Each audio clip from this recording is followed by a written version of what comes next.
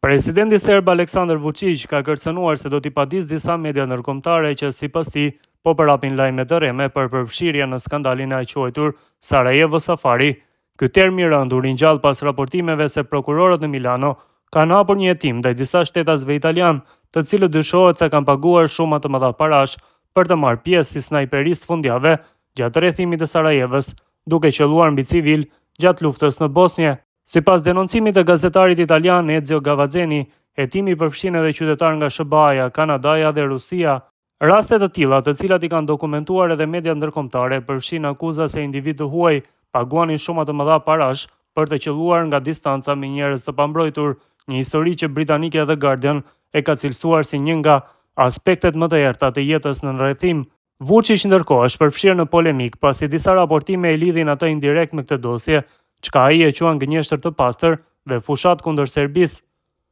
Në një deklaratë gjatë, presidenti serb tha se do të angazhojë avokatët më të shtrenjtë në botë, të cilët do t'i paguajnë me sistemin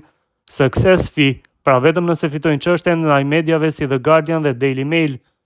Ai shtoi se nuk do të padis media brenda Serbisë, të cilat i akuzon se kanë shpikur gënjeshtra për 10 vite radhazi, por do të përqendrohet te gazetat perëndimore që kanë shumë para.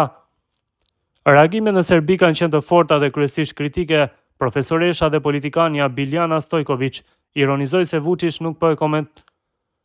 po e kupton se media ndërkombëtare nuk funksionojnë si ato në Serbi dhe se nuk mund të friksohen me ulërima për brenda vendit. Ajo thekson se hetimi për Sniper Safarin duhet të shkojë deri në fund dhe se nëse provohet në një përfshirje e figurave politike të viteve 90, vendimi i drejtësisë duhet të jetë i paevitueshëm. Gazetari Nedim Sejdinović shpreh se Vučić me shumë gjas nuk do ta çojë deri në fund paralajmërimin e tij për padi, sepse artikujt e mediave janë të mbështetura në dokumente dhe nuk ka bazë ligjore për akuzë.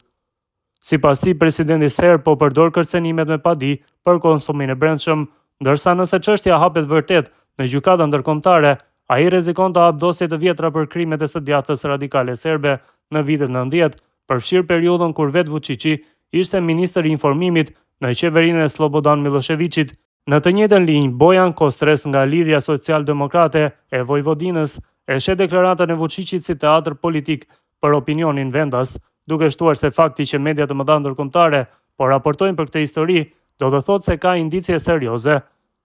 Sipas tij, Vučići po përpiqet të kontrollojë situatën dhe të shmang humbjen e mëtejshme të mbështetjes publike. Kjo çështje është shumë e thellë se sa një polemikë e radhës mes Vučić dhe mediave perëndimore. Ajo prek plagët e hapura të luftërave në Ballkan, çështjen e mosndëshkimit të plotë të krimeve të së kaluarës dhe rolin e elitave të sotme politike që kanë trashëguar pozicione nga regjimet e viteve 90.